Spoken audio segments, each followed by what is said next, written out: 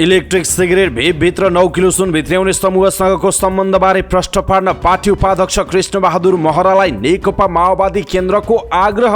Vape मार्फत सुन भित्र्याउन संलग्न चिनिया नागरिकसँग महरा र उनका छोरा राहुलको निरन्तर संवाद भएको कल रेकर्डमा देखियो। तर उनीहरूलाई प्रहरीले सोधपुछसम्म नगरेपछि सरकारमाथि प्रश्न, सामाजिक सञ्जालमा चर्को विरोध। प्रधानमन्त्री पुष्पकमल दाहाल प्रचण्ड आफैले पदबाट राजीनामा दिनुपर्ने नेकपा एमालेका अध्यक्ष केपी शर्मा ओलीको जिकिर। विद्या भण्डारीलाई विष्णु पौडेलले भेटेर एमालेको अध्यक्ष बन्न आग्रह गरेका हुन्। ओलीले दिए यस्तो जवाब, सर्टिफिकेट नजाँच हामीले भनेका छैनौं, तर रिसिभी साँधियो भन्दै सुनिल शर्मा बारे ओलीको टिप्पणी। सुन तस्करीको जरो माओवादीमा पुगेको दावी गर्दै ओलीको प्रश्न, तस्करसँग 234 पटक टेलिफोन कसले गर्यो? प्रधानमन्त्री र गृहमन्त्रीको कदमबाट झस्कियो सत्तारूढ दल नेपाली कांग्रेस। एमालेको उच्च स्तरीय छानबिन समितिको अडानमा साथ देला कि नदेला? सरकार परिवर्तनको विषयमा के भयो छलफल? यसको विषयमा पुरै जानकारी आजको समाचारमा हेर्नुहोस्। छानबिन समिति बनाउन तयार नभए प्रचण्डमाथिको समर्थन फिर्ता लिनुपर्ने नेपाली कांग्रेसको बैठकमा आयो प्रस्ताव। संसदमा बोल्न नदिए म पार्टीभित्र विद्रोह गर्छु भन्दै नेपाली कांग्रेसका सांसद सुनिल शर्माको बनाई। दलको बैठकबाट निस्कँदै गर्दा सुनिल शर्माले भने, देउबा पनि जिन्दाबाद, घरमा गएर खुट्टा ढोक्छु, संसदमा बोल्न नदिए विद्रोह गर्छु। प्रतिपक्षी नेताको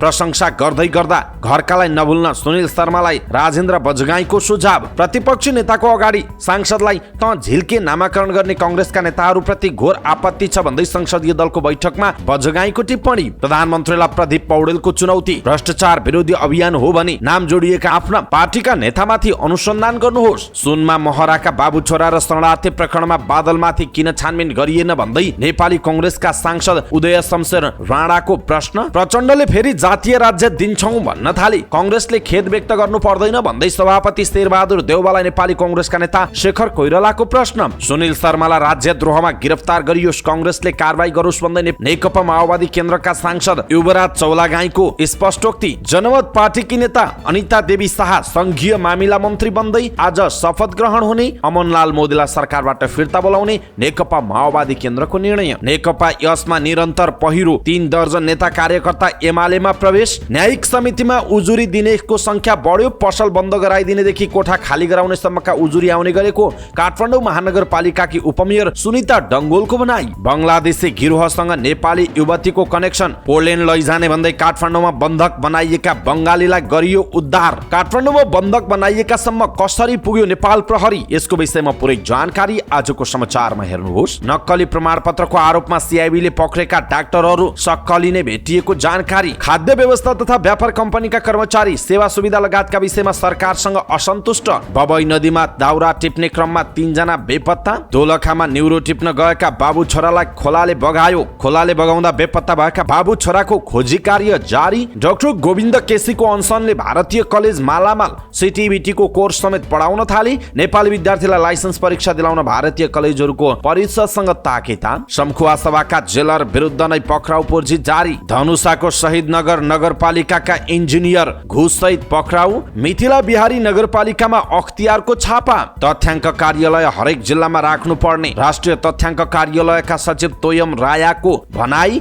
इपानद्वारा विद्युत खरिद बिक्री सम्झौता सम्बन्धी प्रतिवेदनको स्वागत। भारतले आउँदो बिहिबार तेस्रो पटक धौलीगङ्गाको बाँध खोल्दै। मुगलिन पोखरा सडक विस्तार, दमौलीमा घर भत्काइँदै। शेयर बजार झण्डै 15 अङ्कले बढ्यो, 2080.86 को बिन्दुमा नेप्से परिसूचक। निर्यात बढाउन भन्सारमा सहजीकरण आवश्यक रहेको नेपाल उद्योग वाणिज्य महासंघका अध्यक्ष चन्द्र ढकालको जिकिर। निजी क्षेत्र, गभर्नर र बैंकरसँग अर्थमन्त्री डाक्टर प्रकाश शरण महतले गरे छलफल। श्रीराम सुगर मिल सञ्चालन गर्न माग गर्दै उद्योग मन्त्रीलाई बुझाइयो ज्ञापन पत्र। भारतमा केन्द्र सरकारले पेन्सन रोक्न पाउने नयाँ कानूनको विरोध। अमेरिकाको हवाई टापु डढेलोमा ज्यान गुमाएकाको सब परिवारलाई बुझाउनै चुनौती। फुटबलमा जस्तै अब क्रिकेटमा पनि रेड कार्डको प्रयोग हुने। क्यानका कार्यवाहक सचिव पाठकमाथि दुर्व्यवहार भएको भन्दै मकवानपुर प्रहरीमा उजुरी पर्यो। नेपालको महिला क्रिकेट टिमले थाइल्याण्डसँग खेल्ने। र समाचार पार्टी हेल्थ टिप्स अन्तर्गत आज हामी उच्च रक्तचाप के हो, उच्च रक्तचाप भएपछि आजीवन औषधि खानुपर्छ अथवा औषधि नखाई के हुन्छ, जीवनशैली परिवर्तनले औषधि घटाउन सकिन्छ कि सकिँदैन, औषधि सधैँ एकनासको हुन्छ अथवा फरक पनि हुन्छ, यसको विषयमा जानकारी दिनेछौँ। हामीलाई अन्तिमसम्म हेर्नुहोला। दर्शक महानुभाव नमस्कार। समाचारपाटी.com को न्यूज बुलेटिनमा यहाँलाई हार्दिक स्वागत छ। म प्रहलाद चन्द्र घिमिरे। आज मिति विक्रम सम्वत 2080 साल साउनको 29 गते सोमबार ईस्वी सम्वत सन् 2023 अगस्त 14 तारिक। आज अधिक साउन कृष्ण त्रयोदशी। सदाको जय आज पनि हामी उपस्थित भएका छौँ आजका मुख्य समाचार, ब्रेकिङ न्यूज अपडेट लगायत तपाईलाई काम लाग्ने हेर्नै पर्ने महत्त्वपूर्ण समाचारहरू लिएर। हाम्रो मेहनतका लागि यो भिडियोमा एउटा लाइक अवश्य गर्नुहोला। दर्शक महानुभाव पलपलको न्यूज अपडेट हेर्नका लागि हाम्रो च्यानललाई तपाईले अहिलेसम्म सब्स्क्राइब गर्नुभएको छैन भने कृपया सब्स्क्राइब गर्नुहोस् अनि नजिकै आउने बेल आइकनलाई क्लिक गर्नुहोला। दैनिक रूपमा हेर्नुहुन्छ भने रेगुलर भनेर लेख्नुहोला। आज पहिलोचोटि हेर्दै हुनुहुन्छ भने फर्स्ट टाइम भनेर लेखिदिनुहोला। देशभित्र हुनुहुन्छ भने आफू रहेको गाउँ ठाउँ सहर जिल्लाको नाम लेख्नुहोला। विदेशमा हुनुहुन्छ भने कुन देशबाट हेरिरहनु भएको छ त्यो कुरा तलको कमेन्ट बक्समा कमेन्ट गर्नुहोला। आउनुहोस् दर्शक महानुभाव आजका मुख्य समाचार सुरु गरौँ। सुन तस्करसँगको सम्बन्ध स्पष्ट पार्न कृष्णबहादुर महरालाई नेकपा माओवादीले आग्रह गरेको प्रसङ्गबाट। नेकपा माओवादी केन्द्रले 9 किलो सुन भित्र्याउने समूहसँगको सम्बन्धबारे प्रश्न पार्न पार्टी उपाध्यक्ष कृष्णबहादुर महरालाई आग्रह गरेको छ। त्रिभुवन अन्तर्राष्ट्रिय विमानस्थलबाट भेप मार्फत सुन भित्र्याउन संलग्न चिनिया नागरिक लुई होन्सोङ र दाओनिज वाङसँग उपाध्यक्ष महरा र उनका छोरा राहुलको निरन्तर संवाद भएको कल रेकर्डले देखाएको छ। तर उनीहरूलाई प्रहरीले सोधपुछसम्म नगरेपछि सरकारमाथि पनि प्रश्न उठेको छ। मन्त्री परिषद पुनर्गठनबारे छलफल गर्न प्रधानमन्त्री निवास बालुवाटारमा बसेको माओवादी पदाधिकारी बैठकमा महराबारे कुरा उठेको एक पदाधिकारीले जानकारी दिनुभयो। सुरुमा प्राप्त प्रमाणले महराको संलग्नता नदेखेको भए पनि अहिले कल डिटेल आएकाले अब महराले यसबारे प्रश्न पार्नुपर्ने नेताहरूको जोड रहेको छ। 1 क्विन्टल सुनकाण्डमा मुछिएका चिनिया नागरिकसँग जोडेर प्रश्न उठेपछि उपमहासचिव वर्षमान पुनले स्पष्ट पारेको भन्दै एक नेताले भनेका छन् यसमा पनि पहिला त सम्बन्धित व्यक्ति महराले प्रश्न पार्नु पर्यो भन्ने कुरा भएको छ, उहाँको भनाइरहेको छ। दर्शक महानुभाव कृष्णबहादुर महरालाई सुन तस्करसँगको सम्बन्ध के हो स्पष्ट पार्नका लागि आफ्नै पार्टी नेकपा माओवादी केन्द्रलाई नै आग्रह गरेको छ। यसप्रति तपाईँ के भन्नुहुन्छ आफ्नो कुरा तलको कमेन्ट बक्समा कमेन्ट गर्नुहोला। खास गरी पछिल्लो समय विपक्षी दलहरूले कृष्णबहादुर महरालाई बचाउनका लागि प्रधानमन्त्री पुष्पकमल दाहाल प्रचण्ड र गृहमन्त्री लागि परेको र छानबिन र सोधपुछसम्म नभएको भनेर आरोपहरू लागेको छ। यसप्रति तपाईँ के भन्नुहुन्छ आफ्नो कुरा तलको कमेन्ट बक्समा कमेन्ट गर्नुहोला।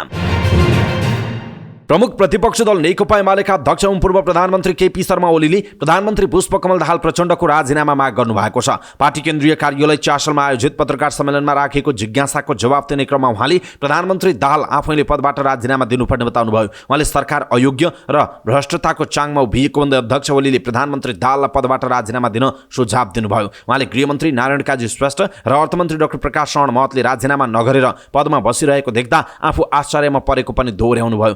जिम्मेवार भएर पनि गृहमन्त्री श्रेष्ठले राजीनामा नदिएर हिँड्न अप्ठ्यारो लाग्नुपर्ने होइन? ओलीको सञ्चारकर्मी सामु प्रति प्रश्न रहेको थियो। प्रधानमन्त्री पनि यति अयोग्य, यति नालायक, यति भ्रष्ट सरकारको यस्तो भ्रष्टताको चाङमाथि उभिएर म नेतृत्व गर्छु भन्नु अप्ठ्यारो हुनुपर्ने हो। उहाँले आफै राजीनामा गर्नुपर्ने हो। गृहमन्त्री अर्थमन्त्रीले त राजीनामा नगरेर कसरी बस्न सकेको? 8औं र 9औं आश्चर्य भन्नुपर्छ यसलाई। यो ठुलो आश्चर्यको विषय हो। त्यसमा पनि गृहमन्त्री जसको अभिभारा हो त्यो जिम्मेवारी हो। त्यो जिम्मेवारी बिल्कुल वहन नगरेर फेरि पनि मन्त्री भएर राष्ट्रिय झण्डा हल्लाएर हिँड्न अप्ठ्यारो लाग्नुपर्ने होइन? केपी ओलीको प्रश्न छ। ओलीले देश डरलाग्दो अवस्थामा पुगेकाले सबैले गम्भीर भएर अगाडि बढ्नुपर्ने समेत बताउनु भएको छ। दर्शक महानुभाव केपी शर्मा ओलीको भनाइ तपाईँलाई कस्तो लाग्यो आफ्नो कुरा तलको कमेन्ट बक्समा कमेन्ट गर्नुहोला।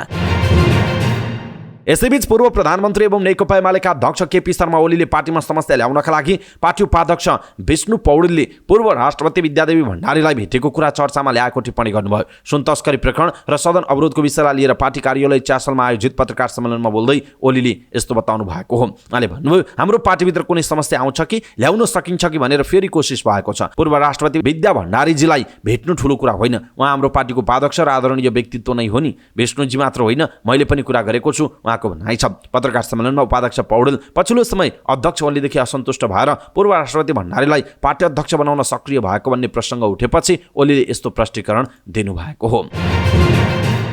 यसैबीच नेकपा एमालेका अध्यक्ष केपी शर्मा ओलीले नेपाली कांग्रेसका सांसद सुनिल शर्माको बचाउमा उत्रिनु भएको छ। नक्कली शैक्षिक प्रमाणपत्र प्रकरणमा सिआइबीले शर्मालाई पक्राउ गरेपछि ओलीले शर्माको बचाउ गर्नुभयो। सुन तस्करी प्रकरण र सदन अवरोधको विषयलाई लिएर पार्टी कार्यालय चासलमा आयोजित कार्यक्रममा उहाँले भन्नुभयो सुनिल शर्माबारे छानबिन नगर भनेको होइन। अदालतले त तत्कालै छाडिदियो नि, समात्नै नहुने थियो। छानबिनबाट ठहर्ने नठहर्ने त थाहा थिएन। हतार हतार उनलाई पक्राउ गरेर गिरफ्तार गर्नुपर्ने किन? सुन तस्करी र ललिता निवास छोडेर सरकार एउटा व्यक्तिसँग रिसिभी सान्न शर्मालाई पक्राउ गरेको उहाँले आरोप लगाउनु भयो। उहाँले भन्नुभयो सुनिल शर्माको सर्टिफिकेटको म जाँच कि होइन, हामीले सर्टिफिकेट नजाँच भनेका छैनौँ। एउटा सांसदलाई कार्यकर्ताबाट उजुरी हलाएर गिरफ्तार गरिएको छ। छ। के सुनिल शर्मा जस्तो हस्पिटल चलाएको सांसद यस्तो कुरामा देश छोडेर जाला? उहाँको प्रश्न रहेको छ।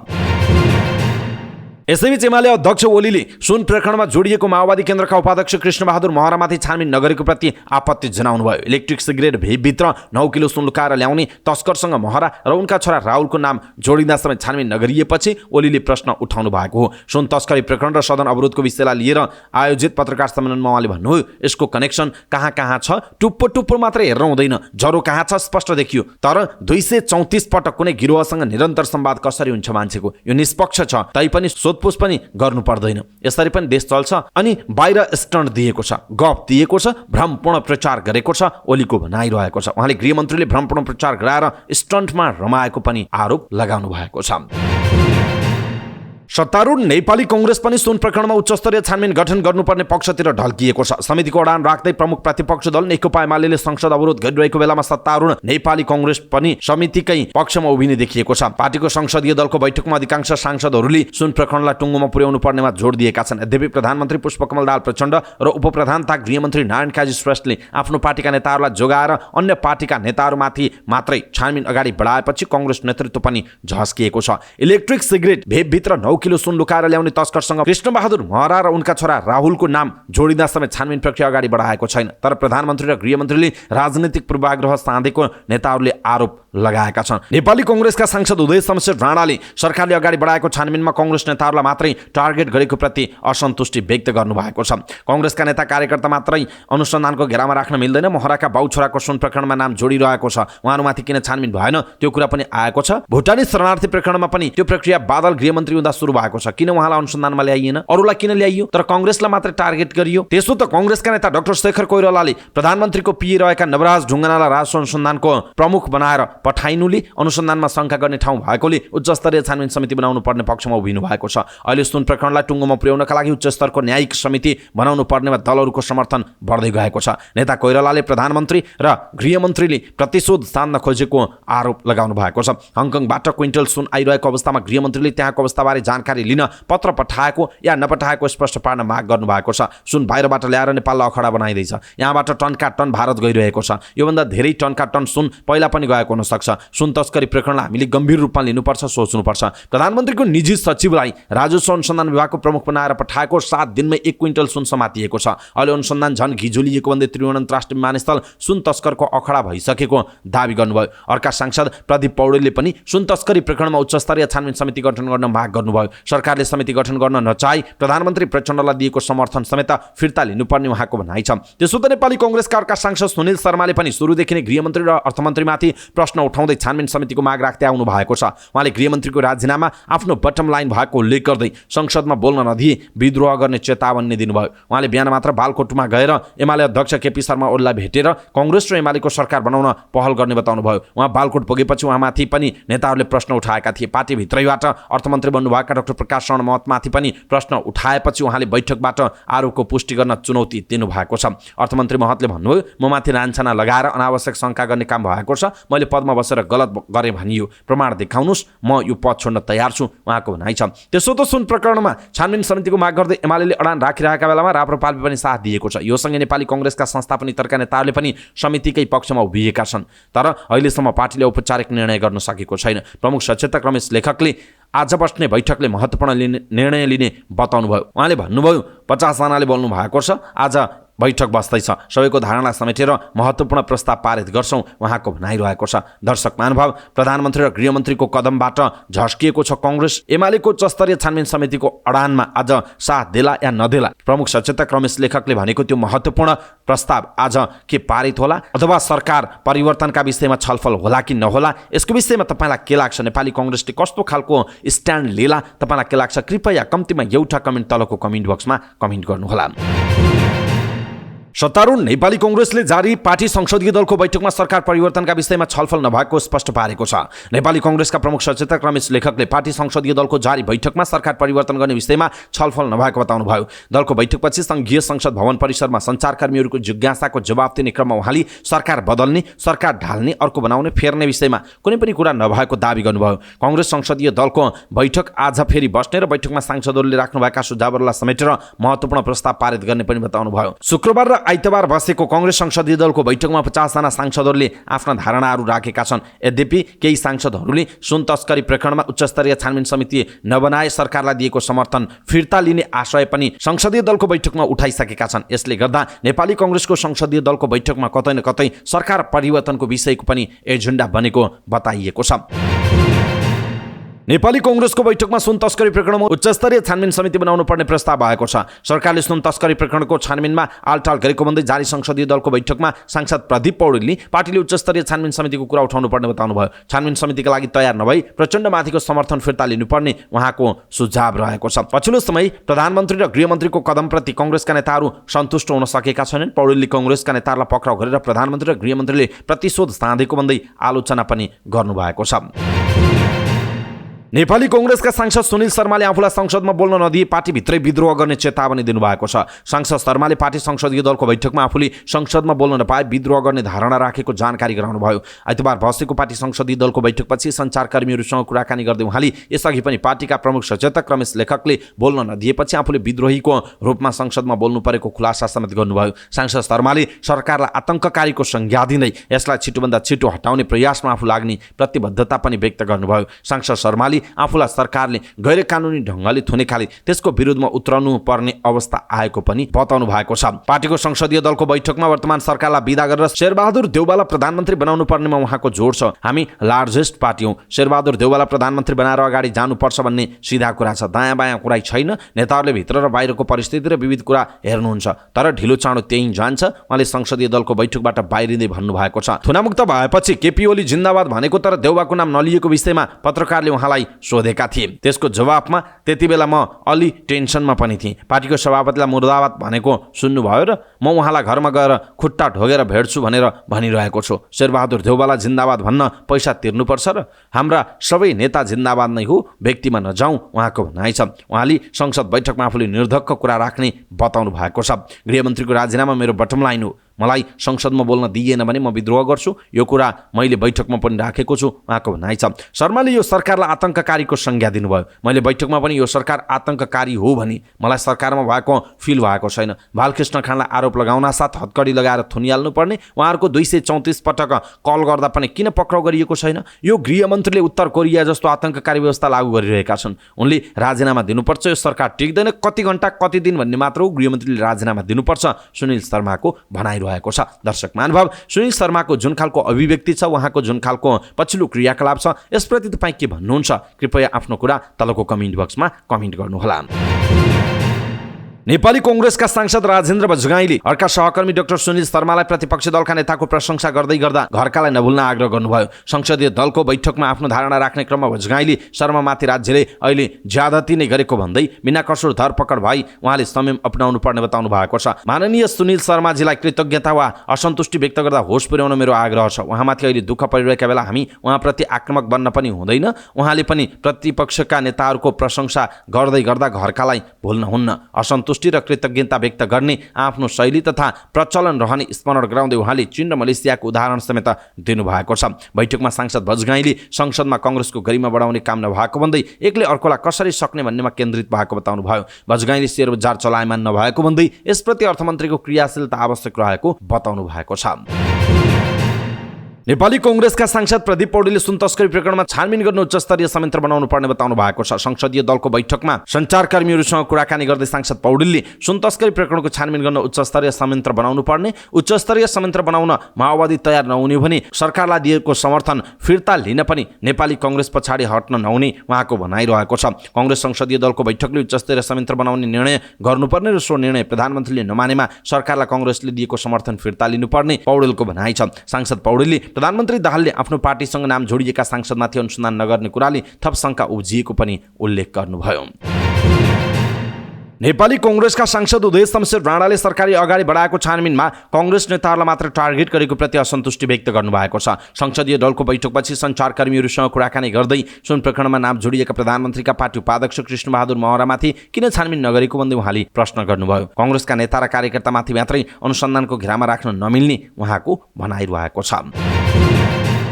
नेपाली कांग्रेसका वरिष्ठ नेता डाक्टर शेखर कोइरालाले कांग्रेसको समर्थनमा प्रधानमन्त्री बनेका प्रचण्डले आपत्तिजनक र बोल्नै नमिल्ने अभिव्यक्ति दिन थालेको भन्दै नेतृत्वको धारणा के हो भनेर प्रश्न उठाउनुभयो। संसदीय दलको बैठकमा आफ्नो धारणा राख्ने क्रममा कोइरालाले आदिवासी दिवसका दिन प्रधानमन्त्रीले दिएको अभिव्यक्ति आपत्तिजनक मात्र नभएर खेदजनक रहेकोले कांग्रेसले संस्थागत रूपमा खेद व्यक्त गर्नुपर्ने बताउनुभयो। कोइरालाले भन्नुभयो, प्रचण्डजीले माओवादीलाई भोट दिनुस्, जिताउनुस्, जातीय राज्य हामी दिन्छौँ भन्नुभयो। त्यो उहाँको पार्टीको कुरा हुन सक्ला, तर उहाँले अहिले आफू गठबन्धन सरकारको प्रधानमन्त्री भएको कुरा पनि बोल्नु हुँदैन। देशको प्रधानमन्त्रीको हैसियतले त्यसरी बोल्न मिल्दैन। यो विषय आपत्तिजनक छ, कांग्रेसले खेद प्रकट गर्नुपर्छ उहाँको भनाइ छ। डाक्टर कोइरालाले सरकारका गलत कामको अबजस कांग्रेसले बोक्न नसक्ने भन्दै आफूले बनाएका प्रधानमन्त्रीलाई पनि स्पष्टीकरण सोध्न सक्नुपर्ने बताउनुभयो। उहाँले सुन तस्करीमा प्रधानमन्त्रीको संलग्नताको संकेत गर्दै उहाँकै मातहतका कर्मचारीले गर्ने छानबिनले सत्य तथ्य पत्ता लगाउन नसक्ने दाबी समेत गर्नुभएको छ। दर्शक महानुभाव, यसप्रति तपाईँ के भन्नुहुन्छ? आफ्नो कुरा तलको कमेन्ट बक्समा कमेन्ट गर्नुहोला। नेकपा माओवादी केन्द्रका पोलिट ब्युरो सदस्य तथा बागमती प्रदेश सभा सदस्य युवराज चौलागाईले नेपाली कांग्रेसका सांसद सुनिल शर्मालाई राज्यद्रोहको अभियोगमा गिरफ्तार गर्न सरकारको ध्यान आकर्षण गराउनु भएको छ। चौलागाईले शर्मामाथि राजनीतिक कारबाही गर्न सत्ता सहयात्री नेपाली कांग्रेसको नेतृत्वको ध्यान आकर्षण समेत गराउनु भयो। उहाँले शर्माका पछिल्ला क्रियाकलापलाई माफिया बहुलाएको संज्ञा दिनुभयो। चौलागाईले आफ्नो वक्तव्यमा भन्नुभएको छ, गरिमामय संसदको लोगो भिरेर ठगी र कीर्तिकाण्डमा जो अदालतको तारिख दाइरहेको छ उसले आफैले मत हालेको आफ्नै दलको समर्थन रहेको बालवाला प्रधानमन्त्री र गृहमन्त्रीलाई सार्वजनिक रूपमा आतंककारी भन्छ भने उसको हैसियत वैचारिक, राजनैतिक र सांस्कृतिक रूपमा हरितन्नम हो। प्रतिनिधि सभा सदस्य सुनिल शर्मालाई एकातिर नेपाली कांग्रेसले राजनैतिक कारबाही गर्नुपर्छ भने अर्कोतिर राज्यद्रोहको अभियोगमा गिरफ्तार गरेर कारबाही गर्नुपर्दछ। शर्माले आइतबार बिहान मात्र एमाले अध्यक्ष केपी शर्मा ओलीलाई भेटेर कांग्रेस र एमालेको सरकार निर्माणको पहल थाल्न आग्रह गर्नुभएको थियो। उहाँले प्रचण्ड र गृहमन्त्री नारायण काजी श्रेष्ठलाई नहटाए देश तस्करहरूको अखडा बन्ने र उनीहरूको विरोध गर्नेलाई जेल हाल्ने दाबी समेत गर्नुभएको थियो। जनमत पार्टीकी सांसद अनिता देवी शाहको आज संघीय मामिला तथा सामान्य प्रशासन मन्त्रीको शपथ हुने भएको छ। आइतबार नै शपथ गराउने तयारी भए पनि प्रधानमन्त्री पुष्पकमल दाहाल प्रचण्ड चितवनबाट फर्कन ढिला भएकाले शपथको कार्यक्रम आज गर्न लागि छ। प्रधानमन्त्री प्रचण्डले पार्टीबाट सरकारमा रहनुभएका मनलाल मोदीलाई फिर्ता बोलाएर शाहलाई मन्त्री नियुक्त गर्नुभयो। बालुवाटारमा बसेको माओवादी पदाधिकारी बैठकले मोदीलाई फिर्ता बोलाउने निर्णय गरेको हो। शाहको आज शपथ हुने तयारी छ। असार अन्तिम साता माओवादीको कोठामै जनमतलाई भित्र्याउने सत्ता गठबन्धनमा सहमति भएको थियो। जनमत पार्टीले शाहको नाम असार 26 मै सिफारिस गरेको जनाइएको छ।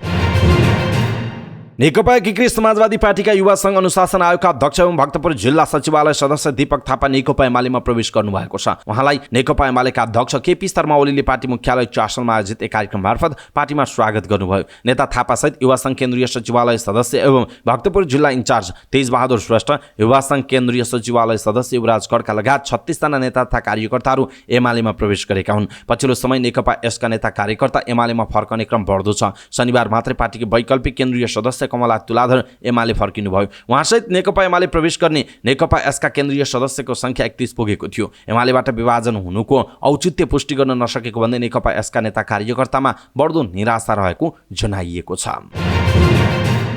न्यायिक समितिमा उजुरी दिनेहरूको संख्या बढेको छ।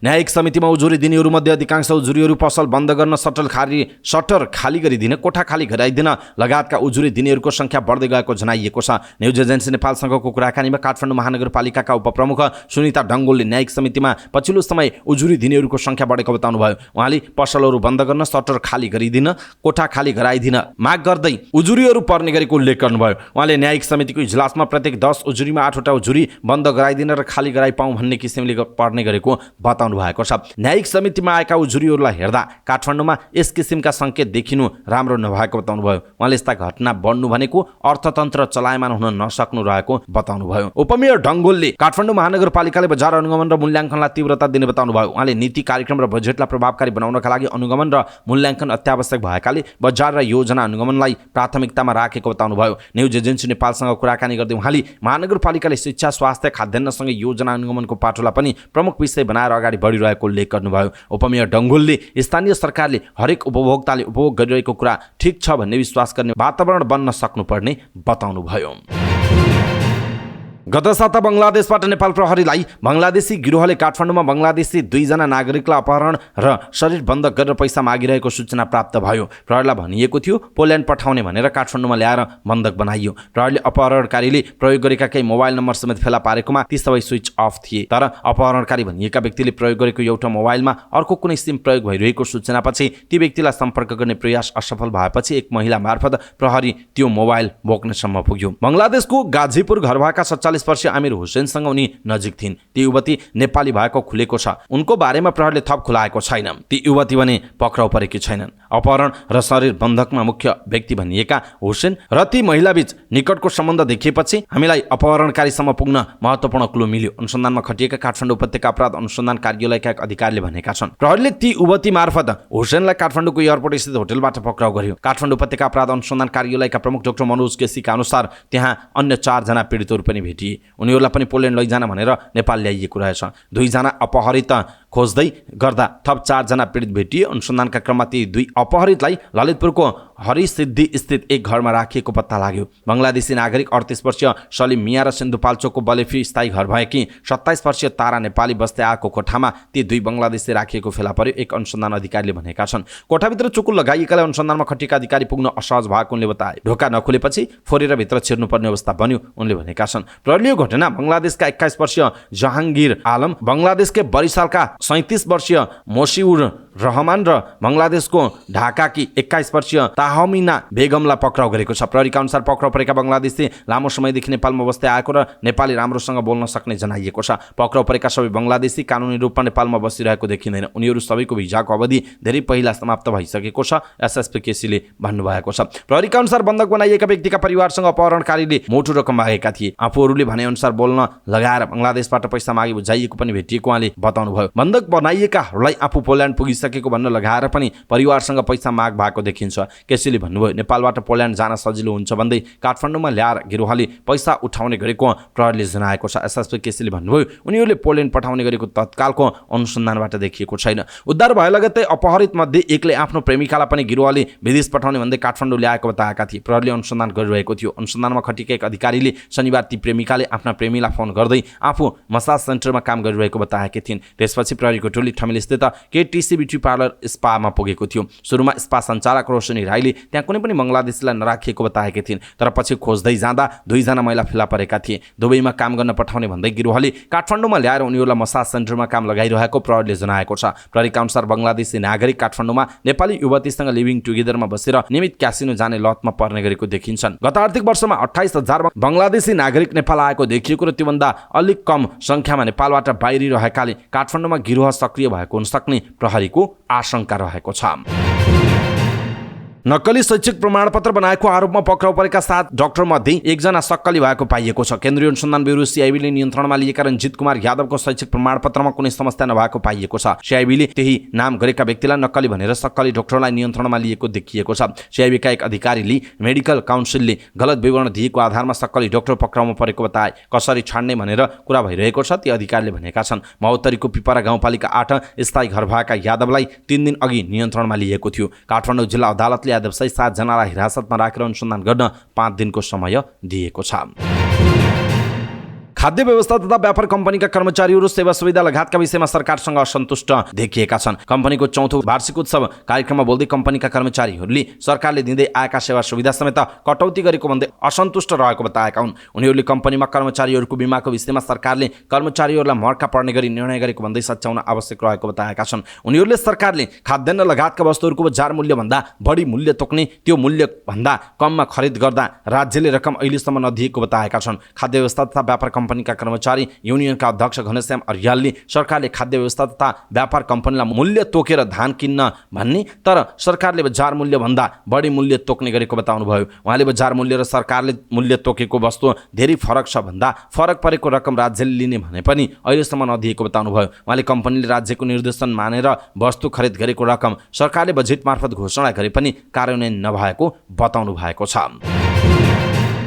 बबई नदीमा दाउरा सङ्कलन गर्ने क्रममा 3 युवक छुट्टा छुट्टै स्थानबाट डुबेर बेपत्ता भएका छन्। बगेर बेपत्ता हुनेमा गुलरिया 12, भैँसाहीका 30 वर्षीय बालकृष्ण थारू, गिलोरिया 2 का अक्षय चौधरी र महेश चौधरी रहेको जिल्ला प्रहरी कार्यालय बर्दियाका प्रहरी नायब उपरीक्षक हिक्मत बहादुर बोहराले जानकारी दिनुभयो। बेपत्ताको खोजी कार्य भइरहेको जिल्ला प्रशासन कार्यालय बर्दियाका सहायक प्रमुख जिल्ला अधिकारी मोहन प्रसाद अर्यालले जानकारी दिनुभयो। यसैबीच खोलाले बगाउँदा दोलखामा बाबु छोरा बेपत्ता भएका छन्। खोलाले बगाउँदा बेगु गाउँपालिका 7 का निम्फुन्जो शेर्पा र उनका छोरा बेपत्ता भएको जनाइएको छ। गाउँ नजिकैको जंगलमा न्युरो टिप्न गएका दुवैजनालाई खोला तर्ने क्रममा बगाएको जिल्ला प्रहरी कार्यालयका प्रहरी नायब उपरीक्षक डीएसपी दीपक खड्काले जानकारी दिनुभयो। घटनाबारे स्थानीयवासीले जानकारी गराएपछि प्रहरी चौकी बिगुबाट घटनास्थलमा टोली पुगेर खोजी भइरहेको जनाइएको छ। डाक्टर गोविन्द केसीको श्रृङ्खलाबद्ध अनसनका कारण नेपालमा नर्सिङ क्याम्पसहरू धमाधम बन्द भएपछि त्यसको प्रत्यक्ष फाइदा भारतीय कलेजहरूलाई मिलिरहेको छ। देशभित्र चाहेको विषय पढ्न नपाएका विद्यार्थीहरू भारतीय नर्सिङ कलेजमा भर्ना हुन बाध्य छन्। भारतीय सीमावर्ती क्षेत्रमा खुलेका मेडिकल कलेजहरूमा HA फार्मेसी, नर्सिङ, हेल्थ असिस्टेन्ट्सको समेत पढाइ हुन्छ। नेपाली विद्यार्थी तान्न ती कलेजहरूले नेपालको प्राविधिक शिक्षा तथा व्यावसायिक तालिम परिषद CTVT का कोर्सहरू पनि पढाउन थालेका छन्। यति मात्र होइन, भारतीय कलेजले 100 पूर्णाङ्कको नेपाली र सामाजिक विषय समेत पाठ्यक्रममा समावेश गरिएको थाहा पाएर नेपाली अधिकारीहरू अचम्मित भएका छन्। नेपालमा चिकित्सा शिक्षा ऐनका कारण समयमा नर्सिङ लगायतका प्राविधिक विषयमा भर्ना नखोल्ने र खुलेका नर्सिङ कलेजहरू पनि ऐनअनुसार मापदण्ड नपुगेको भन्दै बन्द गरिने भएपछि भारतीयले फाइदा लिएको जनाइएको छ। भारतीय कलेजले नेपालमा पढाइ हुने नर्सिङ विषयलाई नै पाठ्यक्रममा राखेपछि नेपालमा पढ्न नपाएका विद्यार्थीहरूको आकर्षण बढ्ने नै भयो। यस्तै चिकित्सा शिक्षा ऐनकै कारण प्री डिप्लोमा कोर्सहरू फेज आउट भएका छन्। भारतीय कलेजले नेपालीलाई लक्षित गरेर प्री डिप्लोमा कोर्सहरू पनि सञ्चालन गरेको जनाइएको छ। नेपालबाट विद्यार्थी लैजान एजेन्टहरू सक्रिय भएको स्रोतले बताएको छ। स्रोतका अनुसार एक विद्यार्थीबाट 50,000 रुपैयाँसम्म कमिसन पाइने भएपछि ती एजेन्टहरू तराईका जिल्लाहरूमा नेपाली विद्यार्थी भारत पठाउन सम्पर्क कार्यालय नै खोलेर बसेका छन्। नेपालमा मेडिकल कलेजहरू बन्द हुँदा नेपाल भारत सीमामा 157 वटा नर्सिङ कलेज खुलेको बताइन्छ। ती कलेजहरूको गुणस्तरमा भने प्रश्न भने उठिरहेको जनाइएको छ। शङ्खुवा सभामा जेलभित्रै 2 जना कैदीको मृत्यु भएको घटनामा कारागार प्रमुख राजेन्द्र अधिकारी र प्रहरी सहायक निरीक्षक लक्ष्मी चौधरी विरुद्ध पक्राउ पूर्जी जारी भएको छ। साउन 24 गते बिहान जिल्ला कारागार शङ्खुवा सभामा विनोद तेलाङ्गी र विकास ट्रस्ट भनिने आकाश बलामीको मृत्यु भएको थियो। मृतकका आफन्तले जिल्ला प्रहरी कार्यालयमा दिएको हिटानी जारीका आधारमा जिल्ला अदालत शङ्खुवा सभाले उनीहरूको नाममा पक्राउ पूर्जी जारी गरेको हो। पक्राउ पूर्जी जारी भएका मध्ये चौधरीलाई पक्राउ गरी जिल्ला अदालतबाट 5 दिनको म्याद थप भएको जिल्ला प्रहरी कार्यालय शङ्खुवा सभाका सूचना अधिकारी प्रहरी निरीक्षक सरोज खनालले जानकारी दिनुभयो।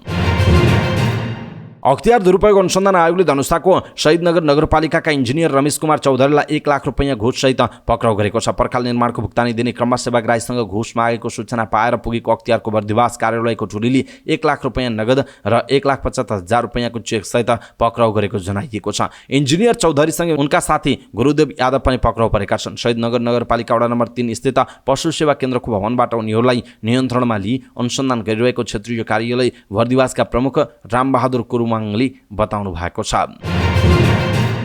मिथिला बिहारी नगरपालिकामा अख्तियार दुरुपयोग अनुसन्धान आयोगले छापा मारेको छ। ज्येष्ठ नागरिकहरूको सम्मानका लागि रकम निकासा भए पनि सम्मान नगरिएको आरोपमा नगरपालिकामा अख्तियार बर्दिवासले छापा मारेको हो। नगरपालिका 9 अन्धुपट्टीका वडा अध्यक्ष बिन्देश्वर यादवले अनुचित कार्य गरेको भन्दै अख्तियार दुरुपयोग अनुसन्धान आयोगको कार्यालय बर्दिवासमा उजुरी दर्ता गराइएको छ। वडा अध्यक्ष यादवले ज्येष्ठ नागरिकहरूलाई सम्मान कार्यक्रमका लागि छुट्याइएको 4 लाखको बजेटमा एक कर्मचारी राजकुमार मण्डलको नाममा पेस्की भुक्तानी लिएको तर सम्मान नगरेको ज्येष्ठ नागरिकहरूले बताएको सो निवेदनमा उल्लेख गरिएको छ। त्यस्तै वैदेशिक रोजगारबाट फर्किएका युवाहरूका लागि सिपमूलक तालिमका लागि 4 लाखको बजेटमा 3,98,325 रुपैयाँ भुक्तानी लिएको। वडा नम्बर 9 स्थित स्ट्रिट लाइट जडानका लागि 8 लाखमा 7,92,921 रुपैयाँ भुक्तानी लिएको। वडा कार्यालय सञ्चालन खर्चमा सलन्द फर्निचर, इन्धन तथा सवारी मर्मतका लागि 4.5 लाखको बिल भरपाई पेश गरेको 1,78,000 भुक्तानी लिएको सो निवेदनमा उल्लेख गरिएको छ। त्यस्तै वडामा 9मा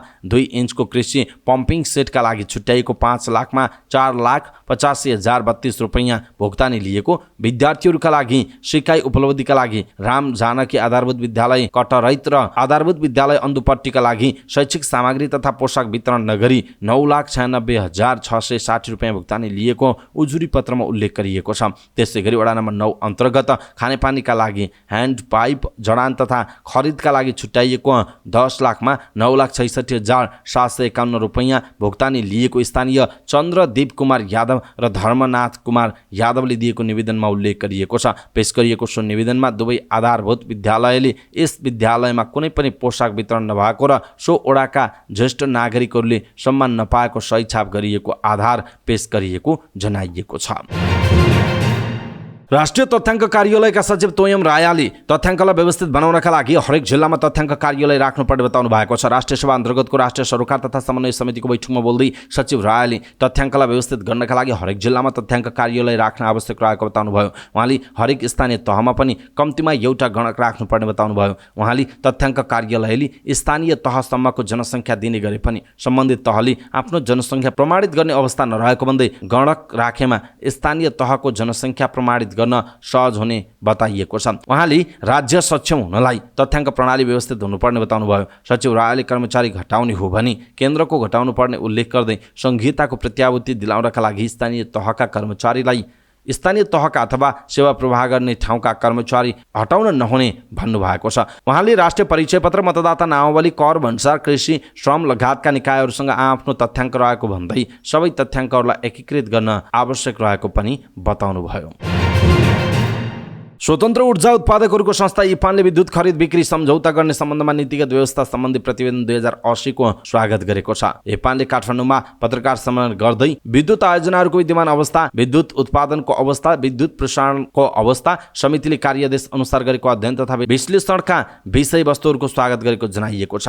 नेपाल विद्युत प्राधिकरण सञ्चालक समितिको 2079 माघ 26 गते बसेको बैठकले विद्युत खरिद बिक्री सम्झौता गर्ने सम्बन्धमा नीतिगत रूपमा फेरबदल गर्नुपर्ने आवश्यकता महसुस गरी निवेदन नै तयार गर्न ऊर्जा, जलस्रोत तथा सिंचाई मन्त्रालयका सहसचिव सन्दीप कुमार देवको संयोजकत्वमा 5 सदस्यीय समिति गठन भएको थियो। समितिले तयार पारेको प्रतिवेदन नेपाल विद्युत प्राधिकरण सञ्चालक समिति समक्ष पेश भइरहेको छ। पत्रकार सम्मेलनमा इपानका वरिष्ठ उपाध्यक्ष मोहन कुमार डाँगीले पीपीए गर्दा Q40 पीओईमा गर्दै आएकोमा आयोजना अप्टिमाइज हुने, पीओईकै आधारमा पीपीए गर्ने तथा उत्पादन सम्मिश्रणमा उल्लेखित सीमाभन्दा 35% बढी क्षमतामा आरओआर, पीआरओआर र स्टोरेज पम्प स्टोरेज आयोजनाहरूको विद्युत खरिद बिक्री गर्ने कुरा स्वागत योग्य भएको बताउनुभयो। उहाँले पीआरओआर को लागि न्यूनतम 2 घण्टा पिकिङ पाउन्डेज भए हुने, सुक्खायाममा महिनाको 30% ऊर्जा पुग्नुपर्ने व्यवस्था हटाई वर्षायाम र सुक्खायामको अवधिमा 6 महिना कायम गर्ने कुराले पीआरओआर आयोजना विकास गर्न निकै सरल र सहज बनाउने बताउनुभयो। डाँगीले इपानले लामो समयदेखि राख्दै आएको मागलाई कार्यदलले सम्बोधन गरेको भन्दै Q40 मा डिजाइन गर्दै आएको प्रोजेक्टलाई यो प्रतिवेदनले Q25 मा डिजाइन गर्दा हुने बताएको भन्दै प्रतिवेदन स्वागत योग्य रहेको बताउनु भएको छ। भारतले उत्तराखण्ड राज्यको पिथौरागढ जिल्लाको छिर किल्लामा रहेको धौलीगङ्गा जलविद्युत परियोजनाको बाँधका ढोका तेस्रो पटक खोल्ने भएको छ। जिल्ला प्रशासन कार्यालय दार्चुलाले आइतबार एक सूचना निकालेर आउँदो बिहिबार बिहान 5 बजेदेखि बेलुका 5 बजेसम्म धौलीगङ्गाको बाँधका ढोका खोल्ने जनाएको छ। भारतीय प्रशासनले सिल्ड सरसफाई गर्ने भन्दै नेपाली प्रशासनलाई जानकारी दिएको सहायक प्रमुख जिल्ला अधिकारी प्रदीप सिंह धामीले जानकारी दिनुभयो। बाँधका ढोका खोल्दा महाकाली नदीमा पानीको बहाव बढ्ने भन्दै प्रशासनले नदी किनार बस्तीका नागरिकलाई सतर्कता अपनाउन आग्रह गरेको छ। व्यास गाउँपालिका 5 धौलाकोटदेखि लेकम गाउँपालिका 3 लालीसम्मका नदी तटीय क्षेत्रका बासिन्दालाई उच्च सतर्कता अपनाएर सुरक्षित ठाउँमा बस्न प्रशासनले भनेको छ।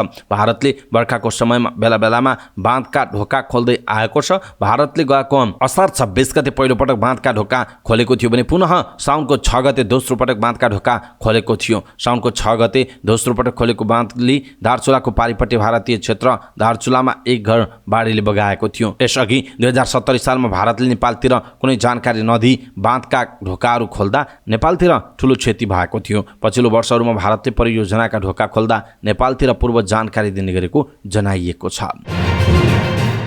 पृथ्वी राजमार्गको मुगलिन पोखरा सडक विस्तार योजना अन्तर्गत मुख्य बजारमा घर टहरा भत्काउने तयारी गरिएको छ। मुगलिन पोखरा सडक योजना पूर्वी खण्डले दमौली बजारमा घर टहरा भत्काउने तयारी गरेको हो। यस अगाडि मुख्य बजारभन्दा बाहेकका ठाउँमा घर टहरा हटाइएकोमा अब मुख्य बजारमा काम हुने योजना प्रमुख नरेन्द्र सुवेदीले जानकारी दिनुभयो। आयोजना प्रमुख सुवेदीका अनुसार दमौली बजारका घर टहराको क्षतिपूर्तिको मूल्याङ्कन हालै मात्र भएको छ।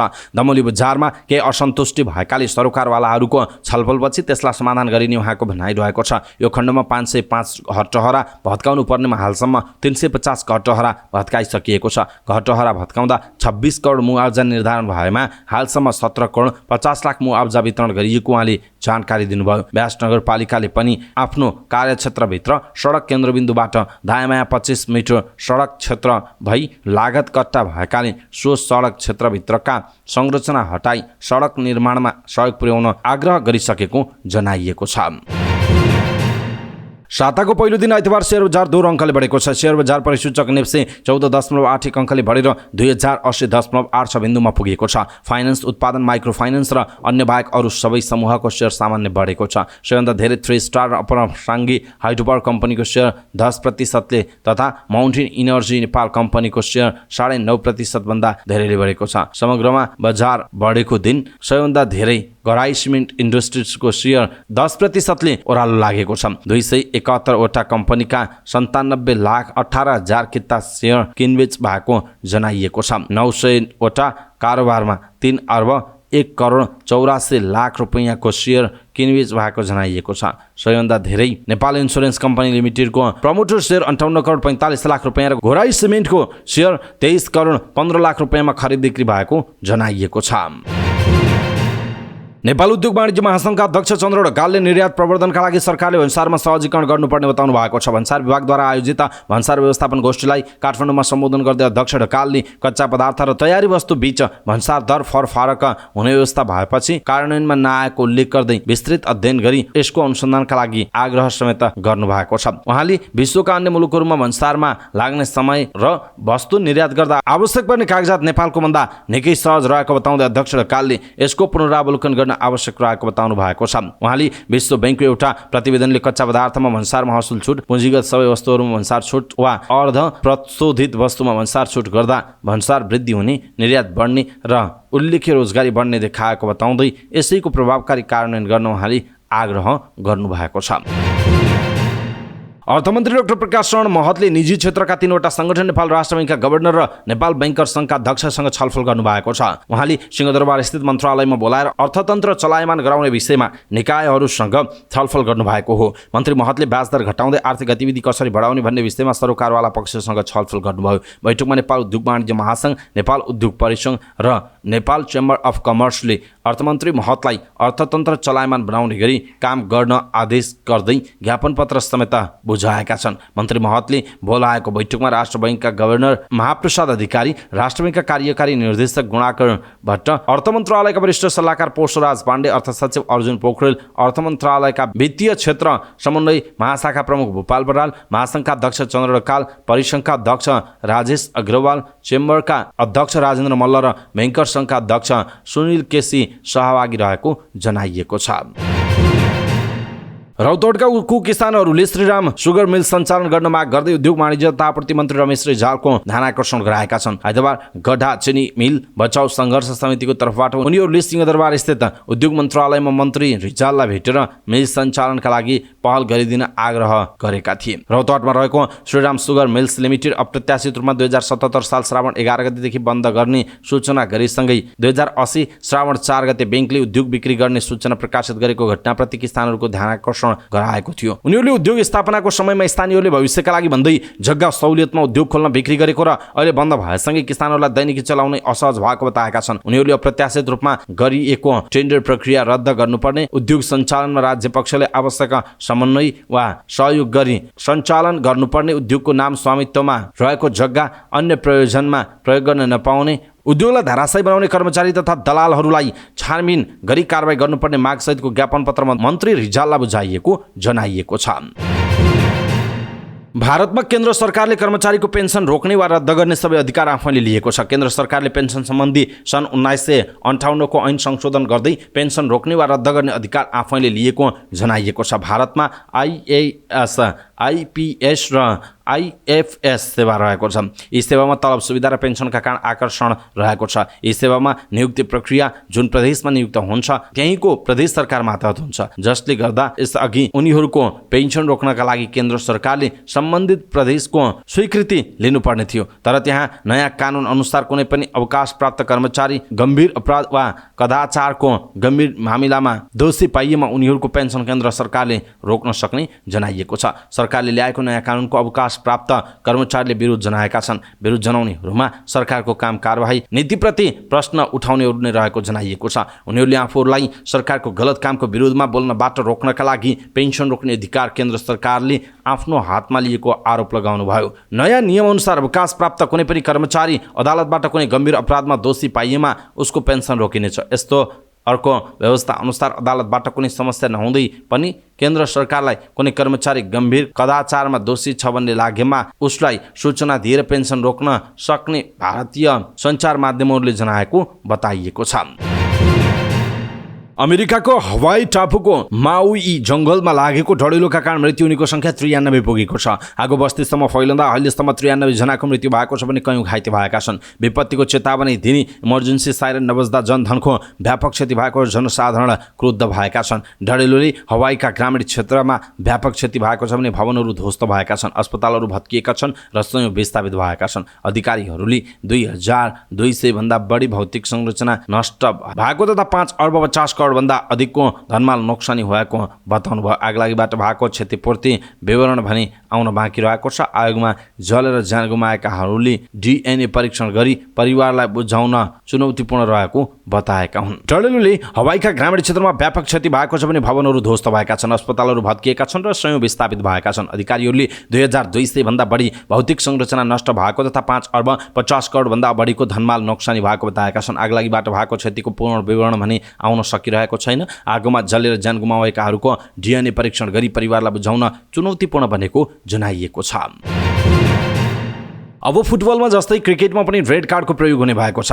वेस्ट इन्डिजको क्यारिबियन प्रिमियर लिग CPL 2023 मा रेड कार्डको नयाँ नियम आउने भएको छ। CPL को पुरुष तथा महिला दुवै प्रतियोगितामा रेड कार्डको प्रयोग गरिने समाचारमा जनाइएको छ। यदि कुनै टिमले तोकिएको समयभित्र आफ्नो कोटाको 20 ओभर पुरा नगरेमा स्लो ओभर रेट अन्तर्गत यो नियम लागू हुने जनाइएको छ। आउँदो बिहिबारदेखि सुरु हुने प्रतियोगितामा यो नियम पहिलो पटक प्रयोग हुन लागेको हो। CPL का प्रतियोगिता सञ्चालक निर्देशक माइकल हलले पछिल्लो समय T20 क्रिकेटको समय बढ्दै गएकाले त्यसैलाई नियन्त्रण गर्न रेडी कार्डको नियम लागू गरिएको जनाइएको छ। CPL आयोजकको नियम अनुसार 18औं ओभरको खेल सुरु हुनुभन्दा अगाडि स्लो ओभर स्टेट देखिएका फिल्डिङ टोलीको एक अतिरिक्त खेलाडीलाई 30 यार्डको घेरामा बोलाइने जनाइएको छ। यसो हुँदा 30 यार्डभित्र 50 जना खेलाडी हुने जनाइएको छ। अतिरिक्त खेलाडीलाई 30 यार्डको घेरामा बोलाइनेछ। यसो हुँदा 30 यार्डभित्र 5 जना खेलाडी हुनेछन्। त्यसैगरी 79औं ओभरको खेल सुरु हुनुभन्दा अगाडि स्लो ओभर स्टेट देखिएमा फिल्डिङ टोलीको 2 अतिरिक्त खोलालाई 30 यार्डको घेरामा बोलाइनेछ। यसो हुँदा 30 यार्डभित्र 6 जना खेलाडी हुने जनाइएको छ। यसैगरी 20औं ओभरको खेल सुरु हुनुभन्दा अगाडि नै स्लो ओभर रेट देखिएमा फिल्डिङ टोलीको 1 जना खेलाडीलाई मैदान बाहिर पठाइनेछ। बाहिरको खेलाडी जाने भन्ने विषय कप्तानले चुन्नेछन्। त्यस्तै सर्कलभित्र 6 जना मात्र खेलाडी रहने जनाइएको छ। मकवानपुर जिल्ला क्रिकेट सङ्घको चुनावमा केन्द्रीय प्रतिनिधि बनेर गएका कार्यवाहक सचिव दुर्गा पाठकले आफूमाथि दुर्व्यवहार भएको भन्दै प्रहरीमा उजुरी दिएका छन्। हेटौँडामा खाना खान बसेका पाठकमाथि स्कुटरमा आएका 2 अपरिचित व्यक्तिले शनिबार मोबिल फ्याँकेका हुन्। मेरो पूर्वाग्रही कोही होइन, म त्यहाँ केन्द्रीय प्रतिनिधिको हिसाबले काम गर्न गएको थिएँ। जिम्मेवारी सम्पन्न भए पश्चात खाना खान बस्दा पछाडिबाट मोबिल प्रहार भयो, पाठकले भन्नुभएको छ। उहाँले भन्नुभयो, मलाई नै हो भन्ने किटानी गर्न पनि भएको होइन, सबैजना बसिरहेका थियौँ, मेरो सर्टमा लाग्यो, पछि सबै साथीहरूसँग कुरा गरेर मैले प्रहरीमा उजुरी गरेको छु। छिट्टै दोषी पक्राउ होस् भन्ने हाम्रो चाहना छ, उहाँको भनाइ छ। उहाँमाथि दुर्व्यवहार भएको भन्दै क्यानले विज्ञप्ति नै निकालेर खेद पनि प्रकट गरेको छ। नेपाली राष्ट्रिय महिला क्रिकेट टिमले थाइल्यान्डसँग टी20 खेल खेल्ने भएको छ। नेपाल क्रिकेट संघले आइसिसी वुमेन्स टी20 विश्वकप एसिया छनौटको तयारी स्वरूप नेपालले अगस्त 28 मा थाइल्यान्डसँग खेल्ने जनाएको छ। नेपाल र थाइल्यान्ड बीचको खेल मलेसियाको रेलाङ्गर टर्फ क्लबमा हुनेछ। एसोसिएट राष्ट्रहरूमध्ये बलियो टिमको रूपमा रहेको थाइल्यान्ड विरुद्धको खेलले नेपाली टोलीलाई एसिया क्वालिफायरमा सहयोग पुग्ने क्यानको विश्वास रहेको छ। एसोसिएट राष्ट्रहरूमध्ये बलियो टिमको रूपमा रहेको थाइल्यान्ड विरुद्धको खेलले नेपाली टोलीलाई एसिया क्वालिफायरमा सहयोग पुग्ने क्यानको विश्वास छ। हाल नेपाली महिला क्रिकेट टोली एसिया क्वालिफायर र टी20 सिरिजका लागि तयारी गरिरहेका छन्। महिला टी20 विश्वकप एसिया छनौट अगस्त 31 देखि सेप्टेम्बर 9 सम्म मलेसियामा आयोजना हुनेछ। नेपालले थाइल्यान्डसँग खेल्नु अघि मलेसिया 4 राष्ट्र सम्मिलित टी20 सिरिज पनि खेल्ने जनाइएको छ। अगस्त 22 देखि 26 सम्म बायोमास ओभलमा हुने सिरिजमा नेपाल र मलेसिया सहित हङकङ र कुवेतले प्रतिस्पर्धा गर्ने जनाइएको छ। चारै टिम टी20 विश्वकप एसिया क्वालिफायर खेल्ने जनाइएको छ। एसिया क्वालिफायरमा समूह ए मा रहेको मलेसियामाथि अगस्त 31 मा पहिलो खेल खेल्ने जनाइएको छ। नेपाल रहेको समूहमा मलेसिया सहित युएई, कतार, भुटान र बहराइन पनि रहेको उल्लेख गरिएको छ। समाचार पार्टी न्यूज बुलेटिनमा पालो भएको छ समाचार पार्टी हेल्थ टिप्स। आजको समाचार पार्टी हेल्थ टिप्समा हामीले उच्च रक्तचाप हुँदा औषधि नखाए के हुन्छ भन्ने विषयवस्तुमा जानकारी दिनेछौँ। हामीलाई अन्तिम समय हेर्नुहोला। सबै नेपालीहरूमा पुर्याउनका लागि यो भिडियोलाई आफ्नो फेसबुक, ट्विटर लगायतका सामाजिक सञ्जालमा सेयर गर्नुहोला। आफन्तजन र इष्टमित्रलाई मेसेन्जरमा पठाइदिनुहोला। उच्च रक्तचापको समस्या हुनासाथ दुई कुरा मनमा आउँछ। एउटा दीर्घरोगको शिकार र अर्को आजीवन औषधि खानुपर्ने रोग। धेरै जसोले त औषधि खान झन्झट मानेर खाँदै छोड्दै पनि गरेका हुन्छन् भने केहीले आजीवन औषधि सेवनको डरले औषधि नखाने गरेको पनि देखिएको छ, जसले झनै जोखिम निम्त्याउन सक्दछ। उच्च रक्तचापको औषधि बाँचुन्जेलका लागि भन्दा पनि बच्चाले खाने हो भनेर बुझ्नुपर्छ। रक्तचाप अनियन्त्रित हुनका लागि शरीरका विभिन्न अङ्गलाई प्रत्यक्ष र अप्रत्यक्ष रूपमा असर गर्छ।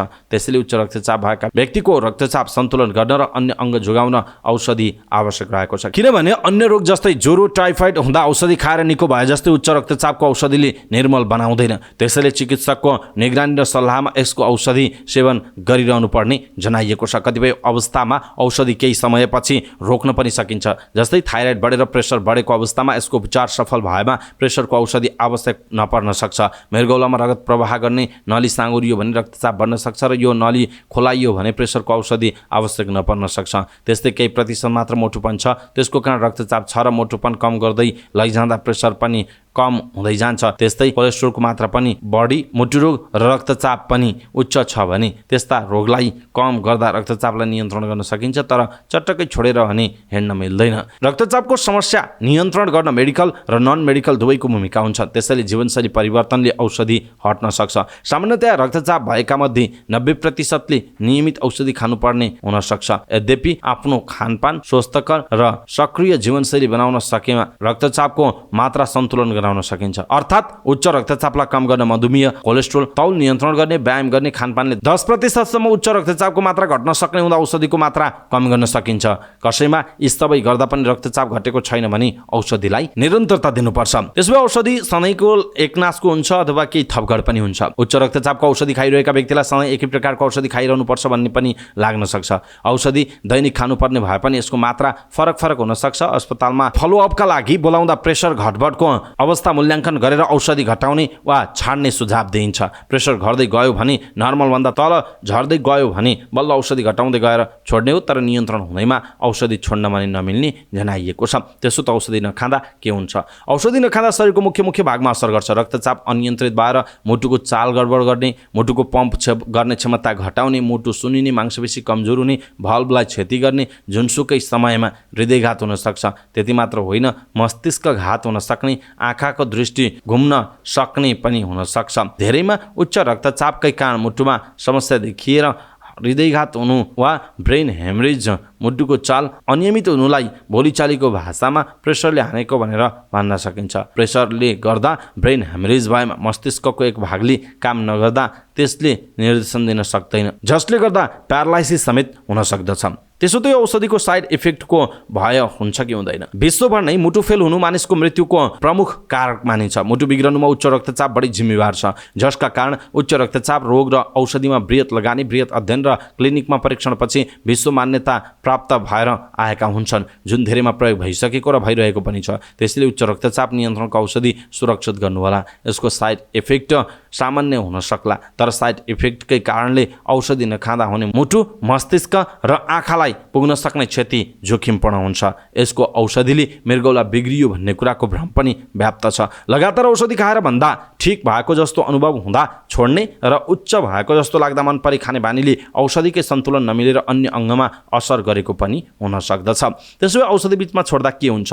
औषधि नखानुभन्दा बिचमा छोड्नु खतरनाक मानिन्छ। औषधि दिँदा रक्तचापको मात्रा, जाँच, पारिवारिक इतिहास, अन्य रोगको अवस्था सबैलाई मध्यनजर गरेर सोही अनुसार औषधि र मात्रा निर्धारण गरिएको हुन्छ। यस्तोमा आफैले औषधि बिचैमा छोड्ने र परीक्षण पनि नगराउँदा मुटुलाई प्रत्यक्ष असर गर्न सक्छ। त्यसैले मस्तिष्कको रक्तनाली ड्यामेज गरी ब्रेन ह्यामरेज हुन सक्छ, मुटु र नसाहरूमा प्रभाव पर्न सक्छ। त्यसैले जथाभावी बिचमै औषधि छोड्न नहुने जनाइएको छ। दर्शक महानुभाव, आज हामीले यहाँहरूलाई उच्च रक्तचाप हुँदाखेरि के खाने, के नखाने, औषधिको साइड इफेक्ट कस्तो, अथवा औषधि नखाँदा के हुन्छ भनेर हेल्थ टिप्स प्रस्तुत गर्नु। तपाईँलाई कस्तो लाग्यो आजको हेल्थ टिप्स? त्यो कुरा तलको कमेन्ट बक्समा कमेन्ट गर्नुहोला। सबै नेपालीहरू माझ पुर्याउनका लागि यो हेल्थ टिप्स आफ्नो फेसबुक, ट्विटर लगायतका सामाजिक सञ्जालमा सेयर गर्न नबिर्सनुहोला। समाचारपाटी.com को न्युज बुलेटिन नेपाली समयअनुसार आज साँझ 6 बजे फेरि लिएर हामी उपस्थित हुनेछौँ। पलपलको न्युज अपडेटका लागि समाचारपाटी.com हेर्दै गर्नुहोस्। नमस्कार।